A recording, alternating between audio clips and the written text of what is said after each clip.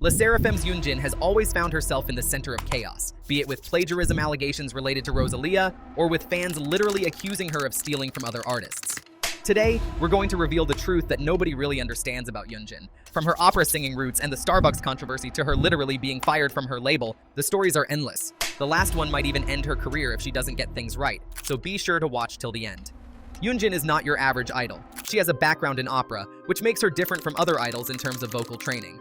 You'd think someone with this experience would excel as a vocalist in K-pop, but some fans don't seem to think so. Let's start from the beginning. Born Jennifer He in New York, this Korean-American talent has faced a lot of ups and downs on her journey to becoming an idol. And let's be real here, it hasn't been easy for her. Growing up in the US, Yunjin was always a little different from her peers. She struggled with finding her identity, especially being Korean in a foreign country. What truly inspired Yunjin to become a K-pop idol was watching BTS at the 2018 American Music Awards, where they won Favorite Social Artist. Yunjin packed her bags and moved to South Korea, where she signed with Pledis Entertainment, the home of big-name groups like 17 and Promise 9. For a young girl from New York, this was a huge leap. She only trained for about 6 months before she was thrust into the intense world of Produce 48, the survival show that determined which trainees would debut in a new girl group. In the early stages of the show, Yunjin's talent was overshadowed by her label mate, Lee Gaeun, who was already a former after-school member. If that wasn't tough enough, Yunjin was even placed in the lowest class, F. During the preparations for the position battle in Produce 48, Yunjin tried out for the main vocal role in SNSD Into the New World. Now, this is where things get tricky. Her group had already voted for another member, Yabuki Nako, to take the main vocal position. But Yunjin, knowing this was her chance to really showcase her vocal talent, asked if she could try for the spot again. This move didn't sit well with everyone, and some of her teammates felt uncomfortable with the request. Nako eventually gave up the position, but K-netizens weren't happy with how the situation unfolded. Yunjin was accused of being greedy and was hit with a wave of online criticism. It got so bad that many felt her chances of making it to the final group were completely destroyed. Unfortunately, they were right. Despite her undeniable talent, Yunjin was eliminated during the 11th episode of the show, finishing in 26th place. For a young girl with dreams of stardom, this was a devastating blow. But here's the thing, Yunjin didn't give up. Finally, after years of waiting, Yunjin got her big break. In 2021, she moved to Source Music, a subsidiary of Hybe. But the real twist in Yunjin's story came when she revealed in an interview that she had been fired from Source Music at one point. That's right, fired. After failing a monthly evaluation, she was let go and returned to the United States, ready to start college and leave her idol dreams behind. It was a heartbreaking moment for her, but after a year and a half, she got a second chance. She was then announced as a member of the new girl group, Sserafim. From the very beginning, Yunjin brought something unique to Sserafim.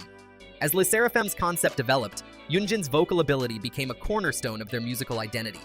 Songs like Anti-Fragile showcased her ability to blend classical training with modern pop elements, contributing to the group's distinct sound. One of the key elements of Sserafim's identity has been their I'm Fearless concept, a bold, confident stance that positions the group as trailblazers, unafraid to challenge industry norms. Yunjin's powerful vocals and outspoken nature seem to align perfectly with this concept, and fans appreciated her raw talent and fearless persona. But why do people seem to think she is a bad vocalist? Here's the real answer. Yunjin's vocals have been called into question multiple times. One of the biggest moments that triggered this whole debate was Sserafim's live encore performance during their Easy promotions. Fans noticed that Yunjin, along with other members, struggled to maintain strong live vocals.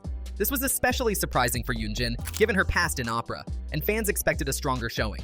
As a result, some felt disappointed, sparking discussions about whether Yunjin and her group were receiving adequate vocal training. Critics argue that Sserafim's performance-based group label has, in some ways, led to their vocals being overlooked. People point out that no matter how intense the choreography is, singing on key is still a vital part of being a K-pop idol. This isn't just about belting out high notes like a powerhouse singer, it's about consistency. The issue isn't that Yunjin isn't hitting every note perfectly like some top-tier vocalists. It's that at times, even the basics like holding a note have been lacking in some performances. And let's be clear, K-pop fans aren't just nitpicking here. The backlash isn't about tearing down idols for not being main vocalists. In fact, some of the biggest stars in K-pop, whether it's members of Girls' Generation or EXO, weren't always the strongest vocalists either. But what set them apart was that, despite being in positions that didn't require heavy singing, they could hold their own in their parts. That's where the problem with Yunjin comes in. The expectations for her, especially considering her background, are much higher. Now don't get me wrong, Yunjin has improved. But even her Coachella performance gained a lot of controversy due to people feeling that she was out of sync the entire time. One of the major controversies surrounding Sserafim, and Yunjin by association, is the persistent plagiarism accusations. Le Sserafim faced allegations of copying Spanish singer Rosalia's style and music with their comeback album, Unforgiven. At a press event, group leader Kim Chae-won denied the accusations, emphasizing the group's originality. Critics noted similarities between Le Sserafim's music and Rosalia's Chicken Teriyaki, especially in terms of rhythm and styling. The most intense of these plagiarism accusations came during the Unforgiven era, when the group's promoted B-side Smart was accused of copying elements from Doja Cat's Woman and Tyler's Water. While some fans defended Le Sserafim, arguing that the use of Afrobeat rhythms was a genre exploration rather than outright theft, the controversy fueled an ongoing debate about K-pop's problematic tendency to appropriate Black culture. For Yunjin, whose presence is central in Le Sserafim's performances, this issue tarnished her reputation as a vocalist. For many, this marked the beginning of Le Sserafim's public downfall, as it shattered the illusion of the group's fearless persona. If things couldn't get worse, Le Sserafim's Easy music video was banned by KBS for a scene that showed electrical items being placed in a bathtub. Though the teaser for the video seemed harmless, the full MV revealed the scene, which KBS deemed too dangerous for impressionable viewers who might try to imitate it. But what if I told you that she got thrashed due to a simple coffee drink? Sounds crazy, right? Let me explain. Another significant controversy involving Yunjin occurred when she was spotted drinking Starbucks. The issue arose due to a boycott of Starbucks in response to the company's alleged stance on the Israel-Hamas war. Starbucks was accused of supporting Israel following a lawsuit against Workers United, a union whose members posted a pro-Palestinian message. While Starbucks denied the claims, the company's perceived association with Israel sparked international backlash, leading to boycotts. On October 10th, when Yunjin's Starbucks cup was visible in the photo, some international fans took to her personal Instagram, urging her to educate herself on the issue and apologize. Comments like, "Please educate yourself, this is disappointing," and "hoping you will take accountability," flooded her page. The Starbucks incident unleashed a fresh wave of criticism. Many fans, especially from Gen Z, were appalled that someone who had previously positioned herself as socially aware could support a brand that was part of an unofficial boycott. Yunjin's reputation as a feminist and activist came under fire, with critics accusing her of being performative and inconsistent in her beliefs.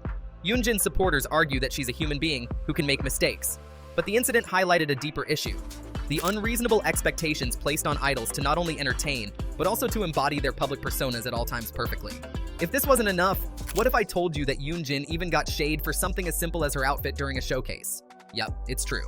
During one of Le Sserafim's showcases, Yunjin wore unbuckled jean shorts that revealed the boxer shorts she was wearing underneath. While this may not seem like a big deal, it caused a mini uproar online, with netizens criticizing the outfit for being too revealing and unflattering. Some of the complaints ranged from, "The shorts are already short and the boxers make it look cheaper," to, "It just looks odd and isn't cohesive with the rest of the group's outfits." Basically, Yunjin's look didn't sit well with certain viewers, who believed the outfit not only failed to look stylish, but also clashed with the rest of Le Sserafim's more polished stage looks. The criticisms didn't stop there either. The group's stylist was hit with backlash for all of the members' outfits during the showcase. Many complained that the outfits lacked creativity and felt like a missed opportunity to highlight the group's unique style. What could have been a fun fashion moment turned into yet another controversy for Yunjin and Le Sserafim, with fans and critics alike taking to social media to voice their opinions. Despite the controversies, many fans believe that Yunjin can bounce back. After all, K-pop is no stranger to idols facing public backlash, only to rise again stronger than ever. Recent performances have shown improvements, and Yunjin continues to engage with fans through social media, offering glimpses of her personality and talent that remind people why they fell in love with her in the first place. However, if Yunjin and Le Sserafim are to fully regain their footing, they will need to address the criticisms head-on. Whether that means delivering more consistent live performances, clarifying their stance on social issues, or refining their musical direction, the group has work to do. Yunjin, in particular, faces the challenge of balancing her personal activism with the pressures of the K-pop industry. Fans are rooting for her, but they are also watching closely. Do you think Yunjin can bounce back? Does she really have bad vocals? Let me know down in the comments below, and subscribe for more K-pop on K-Talk. Check out other videos on my channel, and see you again soon.